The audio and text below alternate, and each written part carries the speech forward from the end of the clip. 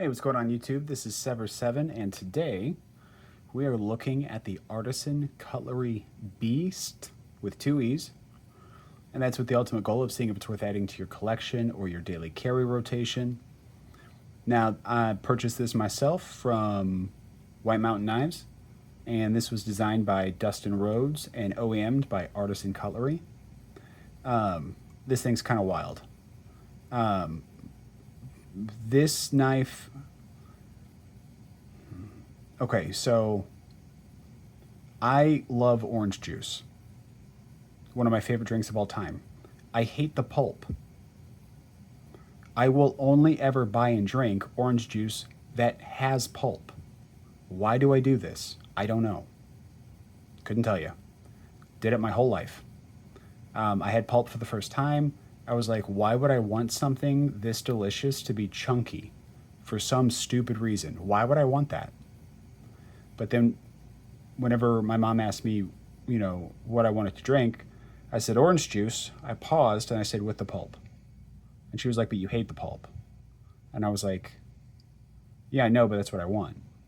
So she got it for me. And I drank it. And the whole time I was like, why did I pick this? I hate the pulp. Okay, well, fast forward like 30 years. To this day, I A, hate the pulp, B, will only buy and drink orange juice with the pulp. That's what this knife is for me. There's things about it that I don't like, but I cannot get this thing out of my pocket. Maybe I'm a glutton for punishment. Maybe I'm, I don't know, a masochist? Who knows? I don't. But while there are things about this knife that I am not a huge fan of, it is the knife that I find myself grabbing all the time. So let's jump into it. All right, so right out of the gate, we've got really nice honeycomb-esque milling. We've got these honeycomb holes. I'm not much of a hole fan. I didn't mean that. I'm not much of a hole in my knives fan, but for whatever reason, I do like this. I think it looks really good. And then we have this nice little touch of carbon fiber, which is on both sides. We have a nice medium carry, I'll say, titanium milled pocket clip. We have T8 hardware for everything save for the lock bar screw. And the pocket clip is reversible. Fantastic. Now talking about the blade, we've got this, I'm going to call it a clip point. I mean, it is maybe barely upswept, but yeah, it looks like a clip point to me, so that's what we're going to go with. With a nice stone wash, we have a full flat grind. We're rocking S35VN with a 60 to 62 HRC, according to the Artisan website. Here is the maker's logo. Just looks like a chubby duck with some flowers. Now, as far as the ergonomics go, this is one area where we run into a little bit of a bump in the road, and that's right here. If you bear down on this knife, and I don't mean squeeze as hard as you can, but like if you, like really grip the knife, you have to squeeze some, this becomes a hot spot right here. And that's just because you're putting pressure on your finger, your middle finger, in a spot that doesn't have a lot of surface area. So if you push on something that doesn't have a lot of surface area, it's gonna turn into a hot spot, right? Now that's necessary, this thinness is necessary for what they were shooting for the knife design, which is, incredibly lightweight with maximum blade to handle ratios, right? Incredibly lightweight, maximum blade handle ratios. I'm gonna spoil the weight for you right now. This knife at 8 inches is 3 ounces. 8-inch knife, 3 ounces. Full-size knife, near the weight of a bug out, right? So they had a goal in mind. And to achieve that, some sacrifices had to be made, and I totally understand that. So you want to use this as more of a precision knife And so look, I'm sitting right here, no hotspot. I squeeze a little bit, no hotspot. But if I squeeze any harder than, 4 pounds, if I really bear down on it, you see my fingers getting red, this is going to be hotspot central, right? So I never have to bear down on my knife that hard. And if I did, I'd probably bring a fixed blade or, something, a little more beefy. Like, for instance, I would grab this guy, right? If I needed to bear down on something, I would grab this guy. Not this guy, right? So if you're just holding it normally and you're going to open letters or cut through a box or two, open a package, then in your normal gripping it, then it's going to be perfectly fine. Now, it's got enough handle. I wear large size gloves that you can choke back. You can also choke up quite a bit and have space left over. But also, and it's a little weird because I wish it's not like I can't fit these 2 fingers in there comfortably, and I really don't want to put these 2 fingers in there. I want to be choked up, but then that kind of gives me so much play room right here with my middle finger that I almost wish I didn't have that much room to play with, right?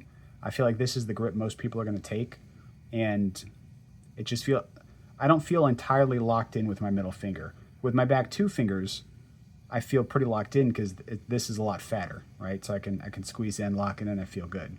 But putting my middle finger into play doesn't really give me any more security that I'm locked in, right? If that makes any sense. Like, it's not a big deal, but it's just a thing that you notice, right? So that's something to consider. The jimping, super functional. This is probably one of the best jimped knives I've ever experienced my entire life. Most places jimp for the front flimper, which means they give you like this much jimping from here up. But they didn't. They gave you all of this jimping that actually locks you in place, isn't painful, and they jimped it up and around. This is like flawless jimping execution. I wish other companies would take note because this is exactly how jimping should be done. Fantastic. And it probably took them 11 extra seconds and cost them maybe 3 cents more. You're talking minimal expense for maximum result. This jimping alone makes this knife easier to control, infinitely more useful, and going back over the ridge back here ensures that whenever you front flip it, you're not going to be slipping off left and right, right? So like the knife gets 10 or 15% better for like 3 cents and 11 seconds more on the machine, right? So absolutely fantastic job. Let's talk about the detent a little bit. So detent, not detent, but action is going to be somewhat subjective. For me, this knife is very fidgety, right? But the detent is a little light. It doesn't take much to break the detent. So if I don't flip it with some intent, it just kind of flops out there. Now, if I try, I can absolutely get it out there. But it's not one of those knives that you can just like go to and be like, oh, okay, I got that one. But you have to really like give it some effort because you don't have a lot of resistance. Like, see that? It came down and I just accidentally like flipped my thumb up and it was like, yeah, I mean, it's so light. But I could adjust the detent and make it a little bit tighter. But this close action is so perfect, I don't want to screw that up.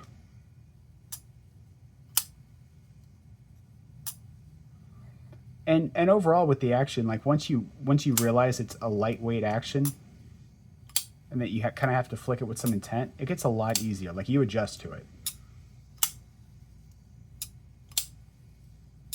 Another interesting thing is the positioning of these thumb studs. So normally thumb studs would lay, well here, let's use Dustin Rhodes' other design. Normally thumb studs would rest down here, kind of in the finger groove. Well, they don't need it in the finger groove because they've got the flicking hole there. but they had so much real estate up here by the front flipper that it kind of made sense, I guess, to put thumb studs in. I think it's really interesting. You do get a ton of leverage with your thumb studs being as high as they are. I wasn't convinced it was going to work because I thought the thumb studs would need to be more inward to give you proper leverage, right? But not really. And I mean, they are kind of actually in a similar position. It's just more of an optical illusion, I think, because the thumb studs both go out to the end of the blade. Anyway, I'm rarely going to use the thumb studs on the reverse flick. I will always use them for the most part on the thumb flick. And overall, the action on this knife is very good. The acoustics are very satisfying, very enjoyable. The close is like it's like a half shake, if that.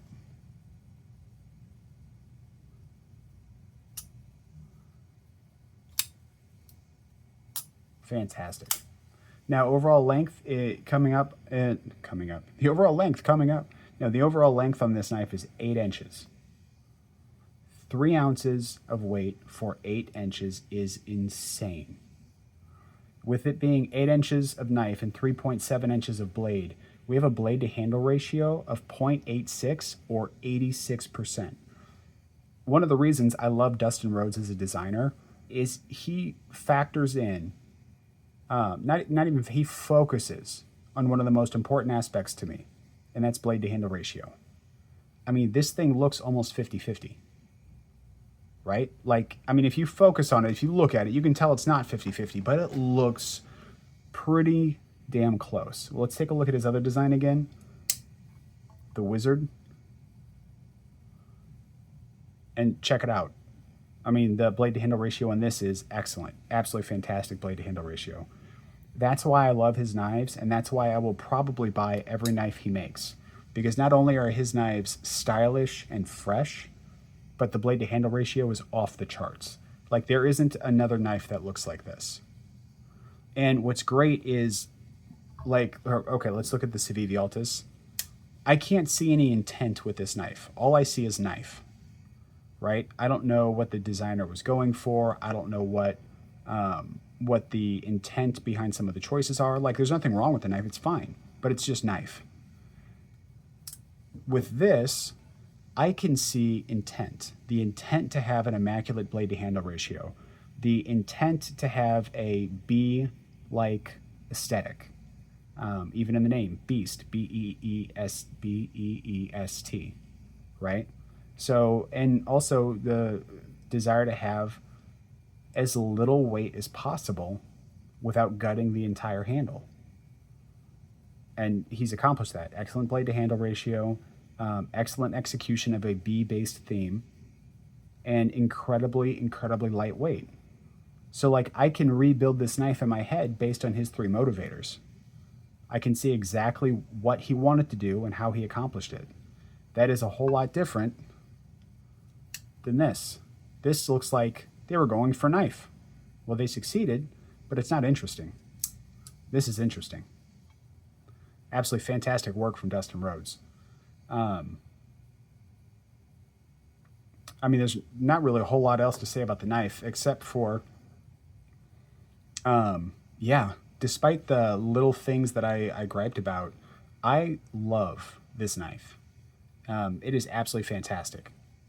And the things that I griped about, is that a slight recurve? I think that is maybe? Someone tell me in the comments, is that an ever so slight recurve? And look at that edge. Ugh. I love this knife. Typical Artisan fashion, this comes in at, you guessed it, $199. Get it at White Mountain Knives, and you'll get it for about $179-ish. This knife is worth every penny. This is, I would say, in the top 3 best value knives you can get for around $200. The best one is still the Exceed Designs of Vare, but that's the best value as in the best practical option, right? If you want something that balances style and pure functionality, the Exceed Designs Affair is the best you can do at $200. But if you are willing to make a few small sacrifices, like, you know, you really can't bear down on this knife, otherwise you will get hot spots, you know, and you value the aesthetic that this brings to the table, this knife is an incredible value. It has so much personality. It's so fidgety. I love it. I love it. Just as much as I love orange juice with the pulp. So do me a favor, leave a comment down below and let me know. Oh, this would be a user, hands down, not a collection piece. But let me know down in the comments, would this be a user for you? Would it be a collection piece? You know, what are your thoughts on the knife? And if you enjoyed the video, hit the like button. If you want to see more content like this, please subscribe. You can follow me on Instagram and TikTok at SEVRSEVN. That's Sever7, SEVRSEVN. Also, shipping is very expensive. I drop about $240 a month on shipping. And I don't get knives given to me for free, so like any of the giveaway knives and stuff like that, those are just things that I pay for. If you want to drop some love, because I'm not monetized on YouTube yet, and there's no affiliate links that I can take advantage of, I have Venmo, Cashapp, PayPal. $2 or $3 here and there goes a super long way, and it would be greatly appreciated. You guys are the best. I appreciate you very much. Thank you for all the support, all the love, all the comments, all the likes, all the shares. It's been amazing. Nothing but love. And until the next time, peace.